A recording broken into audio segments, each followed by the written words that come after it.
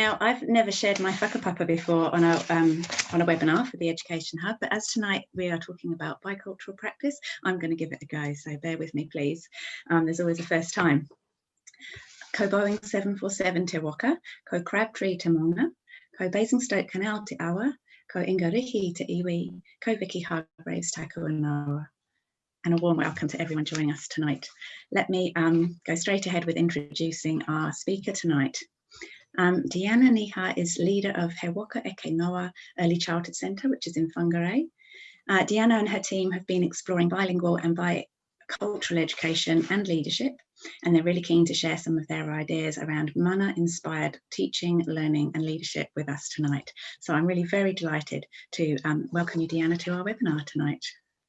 Kia ora Vicky, kia ora Nina, kia ora koutou katoa.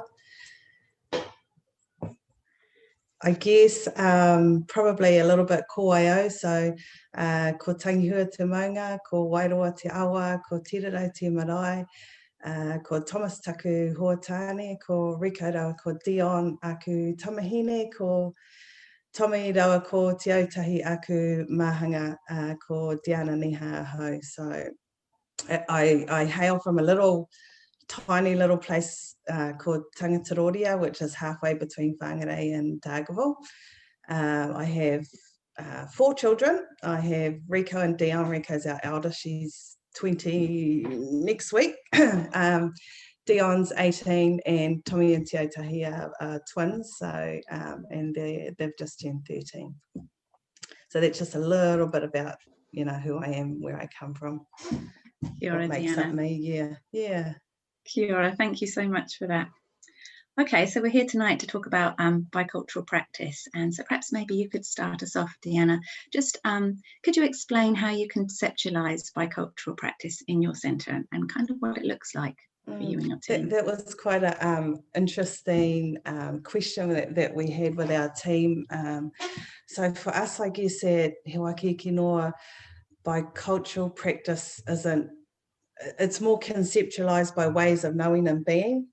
It's not a look or a piece of paper or some Te Ao Māori phrases on a wall, or the quick kia ora in the morning and the little ka kite in the afternoon. It's not the token waiata or the token karakia that we do because our curriculum tells us that we have to do it and we should be doing it. That's not what it's about for us. I think for us it's about feeling, it's about mana wairua, it's about the understanding by your entire learning community. So that's your teachers, that's your tamariki, that's your whanau, that's your wider communities. That I think authentic bicultural practice has to be living and it has to be breathing. And it's always evolving. So I think for us here, we really acknowledge Māori as tangata whenua. That's first and foremost. So that's a really strong component of our philosophy. We support the aspirations and challenges contained in Te Tiriti o Waitangi, but we also value the privilege of working alongside both tangata whenua and tangata tiriti. So that's all people. And I think that's a little bit about how we conceptualise and view bicultural practice at He Waka Eke Noa. Thank you. And can you tell us a little bit about your understanding of bicultural leadership? How do you understand bicultural leadership? I think strong bicultural leadership is not something that you can quantify easily with words. Again, it's much more than that. I think it's something that's reflected in the essence of who you are. It's embedded within your own ways of knowing and being, and it's embedded in your ways of leading. So when we have a really deep sense of self and a strong knowledge of who we are and where we come from, then we have that ability to bring others along with us, I think, in terms of leadership. But and this is a bit of a big but, I think when we have that ability to lead, then we also have an absolute responsibility to ensure that those people that we're leading, that we're bringing along with us, have somewhere to land softly. And by that I mean they land in a space that they are empowered to be who they are, especially when those spaces are unfamiliar. So I guess, there's a lot of perhaps teachers and centres at the moment who don't have soft spaces to land. They are in really unfamiliar spaces when it comes to bicultural practice. So I think if we're talking leadership, then those that are those pedagogical leaders and bicultural leaders need to make sure that there's some of those spaces within their centres for them, that they're wrapped around them to make sure that that happens. And I think we've got a real responsibility as leaders to walk beside our teaching teams, to support them to grow, to develop, and then eventually they'll be able to step forward into the opportunities that are afforded them, or into new cultural spaces. I think I'm a really strong believer, and so are our team here at He Waka Kino, about ensuring individual mana is always affirmed. I mean, that's huge. It's really important that it's never diminished, and I think it's transformational leadership. It's integral to transformational leadership. But leadership in general, I think we should be treating all people and looking after everyone's mana. And I think that's not always enacted at times in different centres. So for us at He Waka Kino, and for me as the leader, that's a non-negotiable. It's pertinent to who we are at He Waka Kino. So that strong bicultural pedagogical leadership, I think, can really empower teachers to implement and embrace a Te Ao Māori worldview. And as I said above, it enables teachers to share transformational practice when they're able to view things from that perspective. It also empowers teachers to take ownership. And then that's something that your entire learning community will benefit from.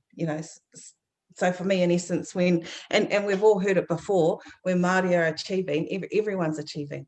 We're all achieving when that happens. So I think in terms of bicultural leadership, that's really important as well. But yeah, that for us anyway, that mana inspired approach to leadership, that's a non-negotiable. Yeah, they're really interesting ideas, and I love the way that you're talking about as a starting point, within our own cultures and knowing ourselves as cultural identities, and focusing leadership on the cultural aspects of who people are and what they bring to the centre. Yeah.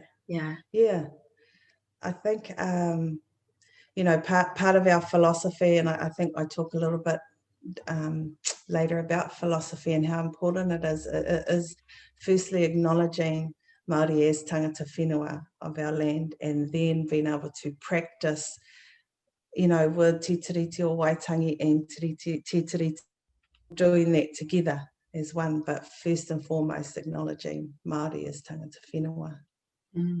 And having that commitment as the leader.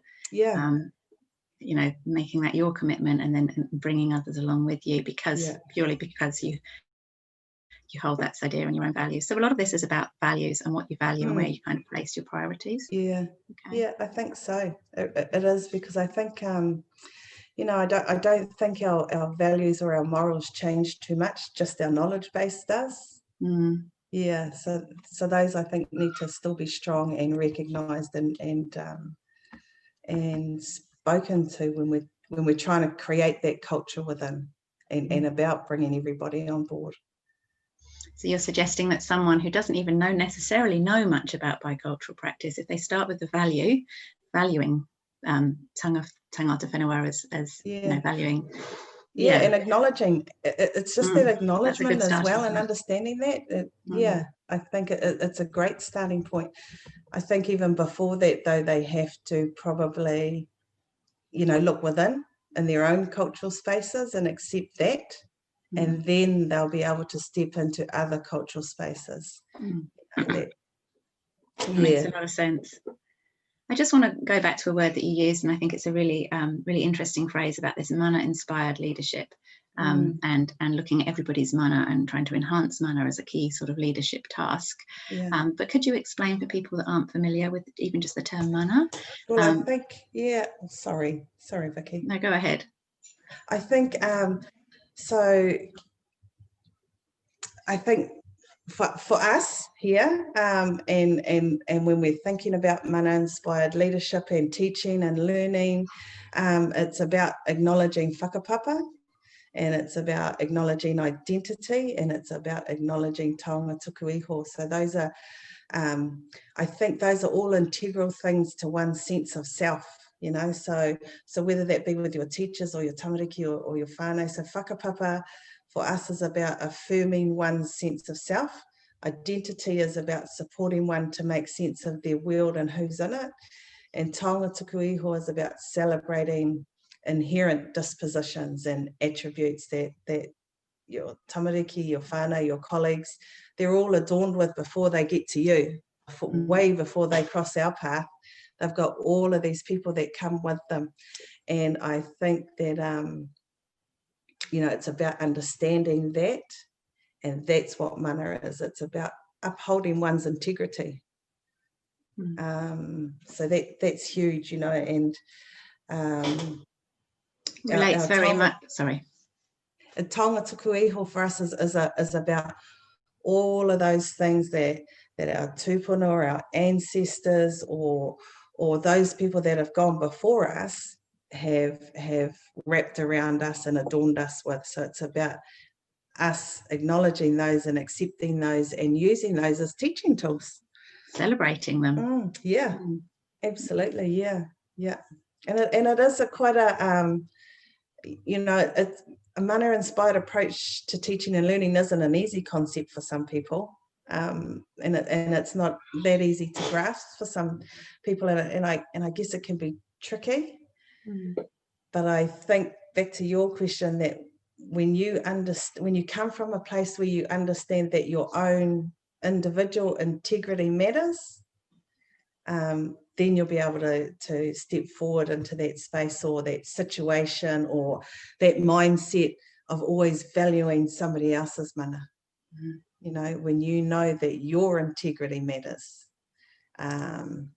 and you can acknowledge the moment that you're in, and make sure that you're acting so that you're leaving somebody else's mana intact when you're finished. So I guess, Vicky, for me, basically, and for us, it's always about listening first. So always about observing with integrity. It's about taking a considered approach. So, nurturing the mana wairua. So if I'm in a conversation with someone and I'm thinking, I'm not really sure that sits well with me, I'm not going to go off at them and tell them that straight. I'm going to go, let me think about that for a little while and I'll get back to you. So it's, you're observing that with integrity, with your own integrity. Taking the considered approach means to uphold their mana. Responding accordingly means to nurture their mana wairua. And I'm a real strong believer that always deliver your response respectfully. Doesn't matter if you don't agree with it, so. Yeah.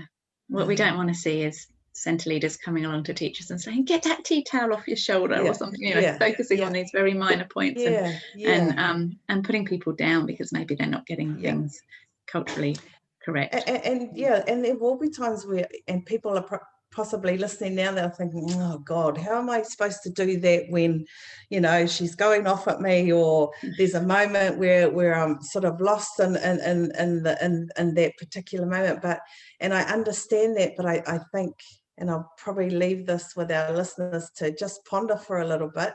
So my whakaaro around why we do that is because your own mana matters. You own your mana and you own your own integrity.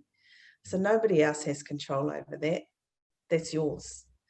So I guess how you're reacting to any situation or any teaching moment or any experience, you know, that belongs to you.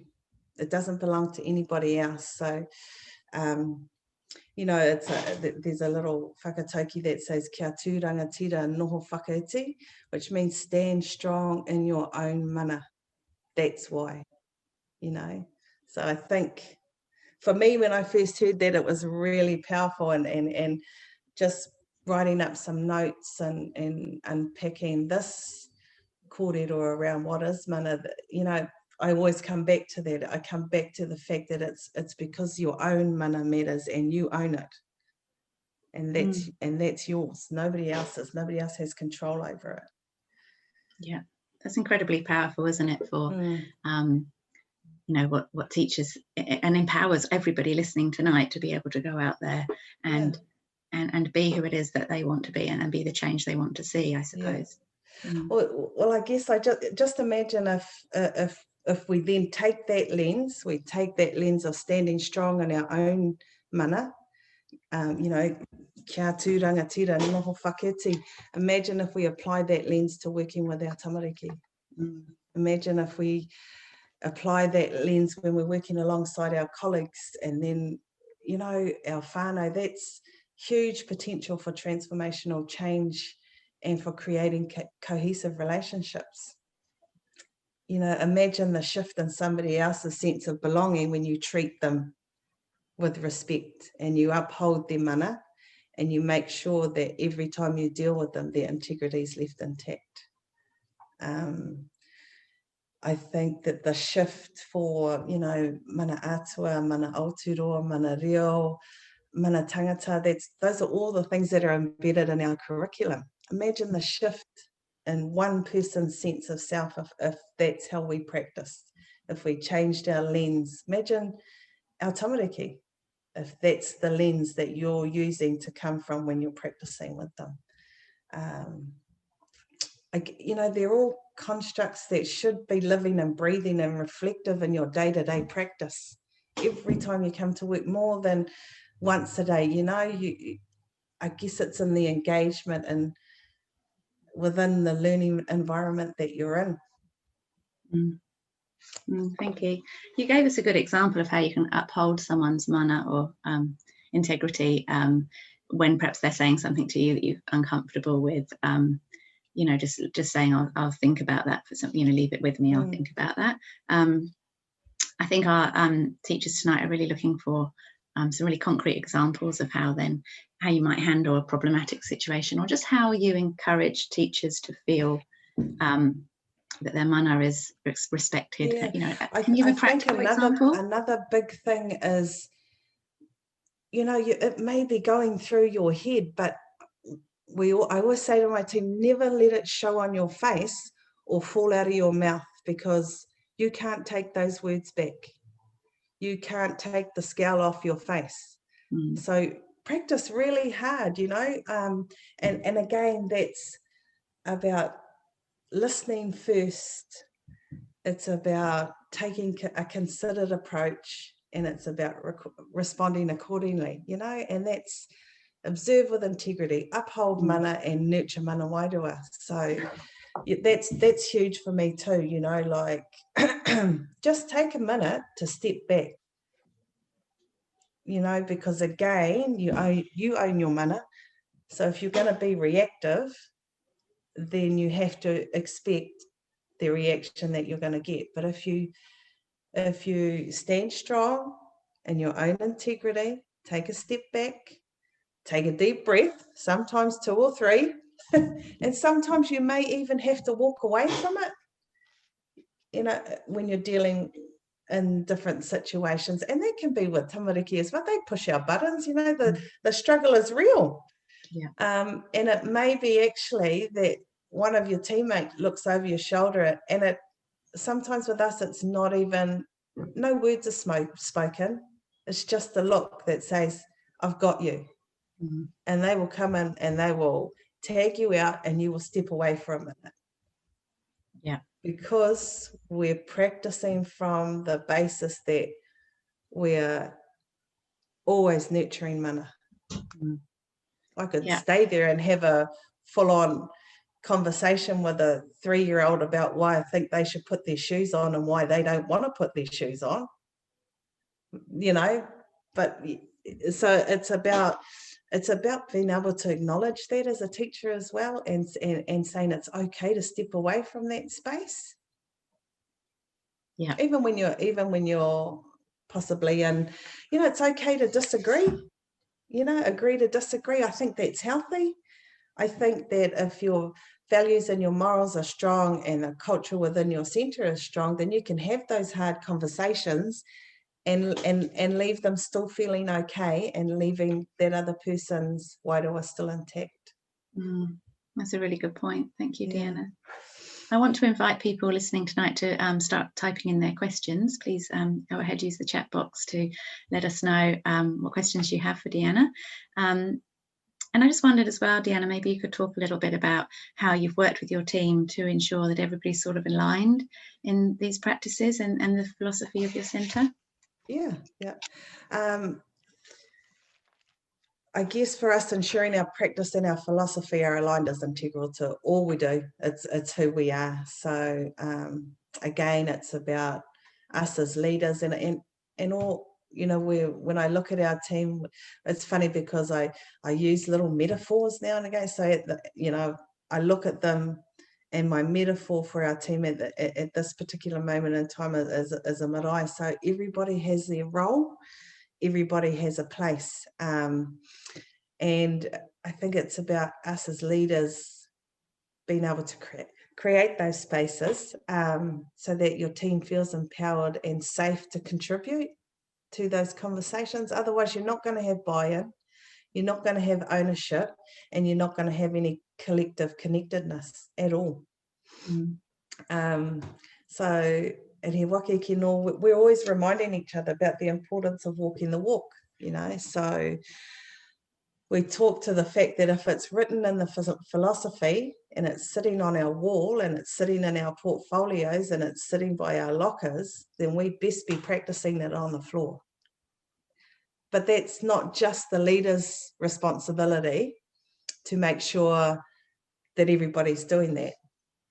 It's everyone's responsibility to keep each other accountable, because when you buy into it and when you give them a space to contribute, then you've got ownership. Then you've got the ability for each and every one of them to keep each other accountable. And it could be just that, mate, do you need to go and take 5 minutes upstairs and have a coffee? You know, because I think sometimes as predominantly women or as dads or as we come to mahi and we have a whole lot of things coming with us. And you hear different people, now leave that at the door, now leave that there. You know, I think for us, I'm quite happy for my girls to drop it off to me when they come in the door, have that conversation. Man, it took me 50 minutes to get to work today because, you know, my husband was 4 minutes late home from work, and I didn't, you know, all of those things that happen in life. The struggle is real. But drop that off at the office with me, or drop it off and then pick it up on your way out. That leaves me a teacher who can be present. Never ever will I ever ask any of my teachers to take their mum hat off or their dad's hats off, because that's who they are, that's their identity, you know. But I can ask them to drop any heavy loads that they have off. Drop it off. I got big shoulders, but make sure you stop in the office and pick it up on the way home, because I got some of my own to carry as well. You know, but we know that. And again, that's about aligning your practice with your philosophy, keeping each other accountable. Those things I think are really important. I think review your philosophy often. Ask the questions. Ask each other. You know, we review our philosophy anytime we have a shift in our learning community. So by shift, I mean when something significant occurs. And as I said before, I think our morals and our values pretty much remain consistent. You know, we're all sort of brought up with a lot of those, so they come with us. But what does change is our worldviews, our knowledge base, and our lived experiences. So it's really important as a team that you're continually discussing those changes and shifts as individuals and as teams, you know, and adapting the philosophy to reflect what's important to your collective. You know, when you have a change of staff, so we're looking, you know, we're looking at, if you're looking at taking on a new staff member, then it's about understanding that they come with a whole new set of values and morals. Now, hopefully, in your process, you would have already picked up that some of those values and morals align to your philosophy. But once you've found that new superstar, then I think you need to acknowledge what they bring with them. So that's acknowledging and valuing their identity. And then I think it's really important that their aspirations and their attributes and their values and their morals, you know, you sit down as a team and you have that kōrero and you unpack that as a team. And then again, you have ownership, you know, and then you have to, although you know, it's not enough to just unpack it, you've got to hear their voice as well, you know, make sure that that's heard and valued. And I think then you can work in partnership to ensure that all the stars align and that your centre culture or your, you know, your tautoko manawa, or that the essence of who your centre is, that being of who you are, then their practice is able to align with your philosophy as well. And you know when you're looking for that new person, that you're looking for those values and those morals that you've got within that culture already, you know. So what about sorry. Another example for us is we've moved locations recently. So we were in one location for nearly 30 years and then we had to move on, and that was the second time around for some of us having to move locations because we are a community-based centre and we just leased our property. So we've moved from we call her the old lady, like a beautiful villa that we knew inside out, to this brand new premises. But we have the privilege of sitting underneath our local maunga, parihaka, and then we sit right beside our local awa. So again, let's unpack that philosophy and have a look and see what's changing for us. So that's what I mean when you have significant shifts. Yeah, that's a good example. Thank you. What about whanau? You know, how do you ensure that whanau are involved and committed to similar values and philosophy? I think so. Our whakawhanaungatanga is probably our tautoko manawa. That is the essence of who we are, and we all talk about the relationship as all. For us, it's the building of the relationship, I think, that is key.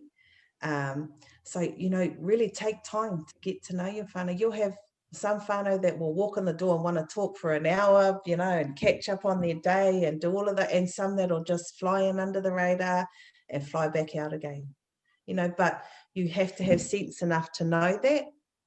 And then once that whakawhanaungatanga happens, the building of the relationship is strong. And you may have whānau that it takes you a long time. Don't give up, persevere. Because they will be your biggest asset, and they will be your biggest asset when you're working towards creating authentic, culturally responsive spaces. We talk about, I guess,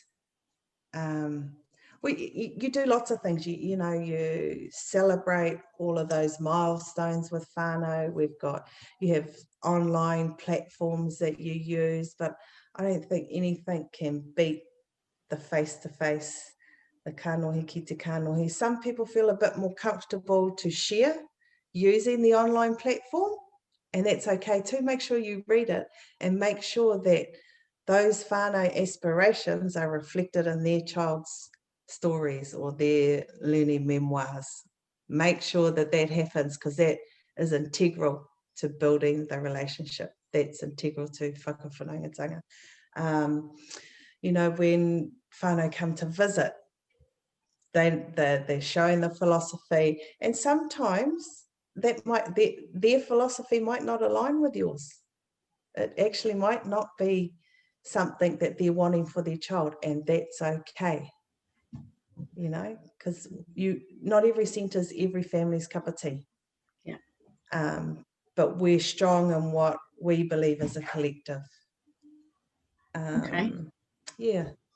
And what about for teachers and children and whānau that are from varied cultures, from culturally diverse cultures that maybe aren't very familiar with Te Ao Māori, or perhaps not even with you know, English language? And how do we involve those people in these bicultural practices?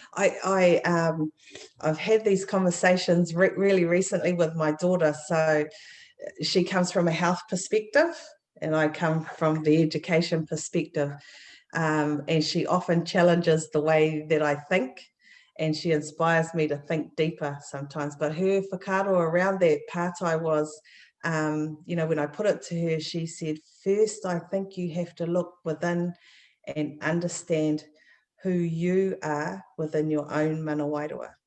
So before you can step outside of that space and embrace and understand and nurture someone else's space, then you have to understand your own. So I guess what I take from that is, first we have to celebrate who we are and where we come from. You know, that's your birthright and that's your identity. It doesn't matter what ethnicity we come from. But it's only when we understand that we can begin to embrace and respect authentic bicultural practice. And only then we'll be able to bring others along with us. So I touched a little bit on earlier about providing soft spaces to land. So that's what I mean, you know, when we practice from a mana-inspired lens, and we acknowledge and honour Māori as tangata whenua and value the privilege to work alongside both te tiriti partners, I think hopefully then we're able to provide those soft spaces or those soft learning spaces. I think for our culturally diverse teachers and tamariki and whanau to land. But we've got a really strong, robust bicultural document in Te Whāriki. We really have, and it's world class. And I think it should be living and breathing in a functional document in every centre. You know, use it to your advantage. There's heaps of things in there that you can use when working with diverse cultural spaces.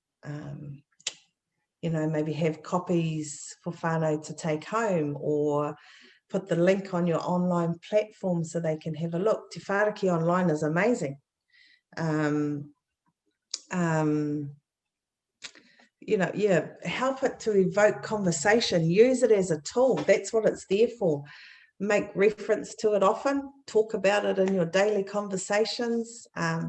Talk about it in your storytelling or your learning memoirs or your planning assessment in general kōrero. I think it's a really good tool, especially if you're coming from a culturally diverse background and want a little bit of more support in bicultural practice and understanding that. Yeah, I think tonight it's really interesting the way you've been talking about bicultural practice, because what you haven't been doing is really offering us some very visible and concrete examples of, this is what you need to do, this is the waiata, this is the kinds of things that you say, the kind of pictures you put up on the wall. So, you know, what you're explaining is really such a broad foundation that underpins everything that you do, that I think it's making it quite hard for people to understand. So a really good question come through. How would someone coming to your centre, in the first, just spending 10 minutes in your centre, how would they know that that this bicultural practice underpinned everything? What would they see, and what would they hear? I think that I can hear my girls saying now, well, they wouldn't see it, they'd feel it before they saw anything. Great. They would walk through that door, and I can hear them all yelling through the thing saying, just tell her it's a feeling. But that's what we want to create. We want to create a sense of belonging and a sense of safety when they walk through the door, and they will get undivided attention from any one of our teachers when they walk through the door.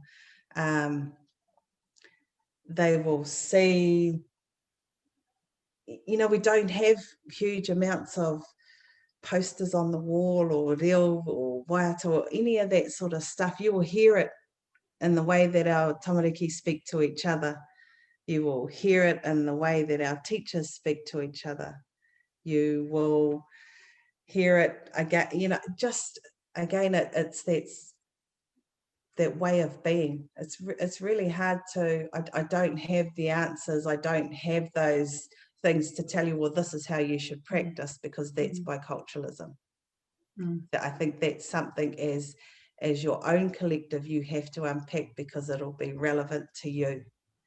And I think that if you're really clear about why this feeling is present and why you're doing the things that you're doing, and linking them back to bicultural understandings in your philosophy statements and documentation, then you've convinced people like Ero that you are. Yeah. That challenge yourself. Ask yourself. Ask the hard questions. I mean, Te Whāriki has some really great whakatauki. So don't ever underestimate the power that these can have to shape people's ways of thinking, and practicing. They have the whakatauki cards that you can utilise. Put them in your planning room, put them in your staff room. Talk about them. Talk about them. I think, ask the reflective questions. They've got provocations there for you to use with your team. And that's all supplied for you. So I think if you're looking to support teachers, or teachers from diverse cultural backgrounds, or teachers that have got a really good handle, or what they think is a good handle on bicultural practice, still use them, still ask the questions. And then look at it as a team. Look at the commonalities that you have if you unpack them as individuals, and then celebrate them. I think if you're able to do it collectively and using that mana-inspired lens, then your learning will be rich and your engagement will be strong. And however that looks and feels for you in your space will be there for you to own. Thank you. Yeah. There's a wonderful, sorry. I think just one thing I will say about the whakatauki though is Māori are experts of all things Māori. So respect that and be mindful of that when using whakatauki as a teaching tool. Because whakatauki are embedded with mātauranga that have been passed down. So that's that taonga tuku iho passed down for generations. So just make sure you look after them. Yeah. Okay, thank you. We've got the lovely thread of conversation coming through on the chat. I hope to share with you after the webinar. I'm just going to ask 2 more questions, if that's okay with you, and then we need to wrap up. Unfortunately, we need to wrap up.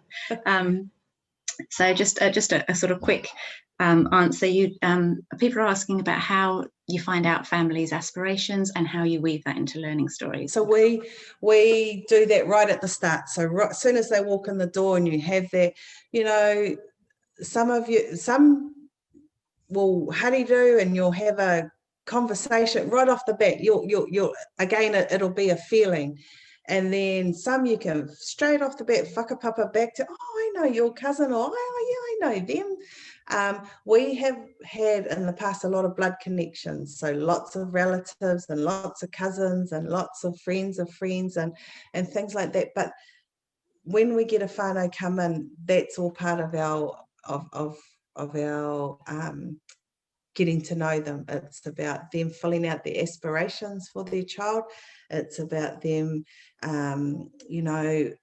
one of our teachers implemented what's in a name. So, for lots of children, they come with really powerful, strong names. So as teachers, we have to acknowledge that. They have that. We find out who their siblings are, what their whanau's about, their pets, the whole shebang. And then we make sure that those sit right up there alongside the curriculum. Those aspirations that whanau have for their tamariki sit right alongside all of those learning outcomes that Te Whāriki want us to be showing. So, you know, we want whanau to see that the aspiration they had for their child when they first started is being reflected in the stories that we're writing. And we use language around that. So, you know, in some of our planning and assessment stuff, we talk about mōhiotanga, mātauranga and maramatanga, you know, those concepts. So what a child inherently brings with them, you know, their own ways of knowing and being. So interests, passion, urges, developmental milestones. Mātauranga, that's the time of growth or the developing disposition. So the schema type of things. Maramatanga, so understanding the new knowledge, you know, enhancing the child's rangatiratanga or distinctive strengths. So yeah, that's your where to next, your scaffolding, you know, those sorts of things. So when our team are writing those stories or creating those memoirs, then they're using that language. You know, they're speaking to mōhiotanga, they're speaking to mātauranga, and they're speaking to maramatanga. And our whānau understand that because we normalise that in our practice. Yeah, whānau aspiration is for us is about affirming links with whānau and home, mana wairua. So it's essential. I think sometimes we take our ways of being and knowing for granted. I just had that conversation with one of our teachers today, you know. Yeah, it's just, you will see that in the stories, and I think as long as you take those aspirations and you reflect them, so you talk to them. Mum and Dad really love for you to be adventurous and courageous, and look at you today out there climbing that tree, you know, those sorts of things directly related right back to those aspirations. So mum and dad, nana and papa, whoever it is, can actually see that link. That's really in the language that we're using. And I like the way that you kind of broaden aspirations to it's about understanding the child's identity and their family and those relationships. You know, that's what aspirations is about, all of that as well, isn't it? So and I think when we're looking at from a mana inspired lens, that's how we're looking at all of our tamariki, you know. So one example we use is for, you know, a child that continually talks. So if we're looking at that from a mana inspired lens or from an aspirational point of view, and we've got a strong whanaungatanga with that whānau, we might actually find out that his great-great-grandfather was an amazing orator, and he's actually telling amazing stories, you know, that comes back to your whakawhanaungatanga right at the beginning. You know, that comes right back to your building of your relationship.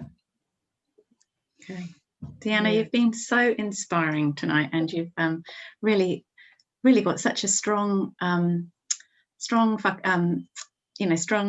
I can't think of the word. I have come back to that word. Sorry, I was trying to use the Māori word. Yes, but you just talked so powerfully about your ideas. Just to finish, and really honestly, I only have room for just a few words. What's inspired your leadership? What kind of resources, or have you been on training or PD that supported you? Do you know what? I think for me, definitely, you know, when I say Māori are the experts in all things Māori, if you need support, get the experts in. Do the PD. There's plenty of people around that are. We have a really good friend of ours, Ave Armstrong-Reed, who is knowledge creation. She, you know, if we need a little bit of guidance, get them in, get people in to come and have the conversation and support you to unpack that. And I have a real strong village of people that support me, you know, and those are the people that are unconditional. Those are the people that I can blah to when I need to. that makes but I think, you know, my teachers, our learning community, they, you know, my family, my kids, they're the ones that continue to inspire my leadership.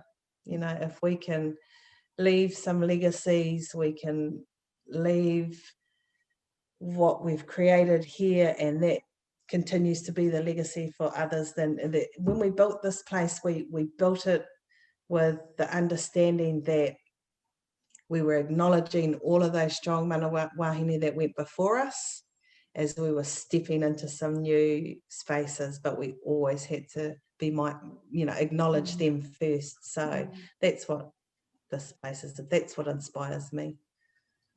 Well, thank you so much. Ngā mihi tino nui ki a koe. I think for me, that those ideas of knowing your own culture and having soft landings and just really appreciating and respecting the mana of everyone has just been really powerful messages, and such a beautiful path to be walking in life, I think. So thank you so much, Deanna. Kaupapa was the word I was looking for. Thank you for your kaupapa and sharing your kaupapa with us. And huge thanks from the people on the chat tonight as well. Thank you very much. Thank you. Ka kite. Ka kite. Good night.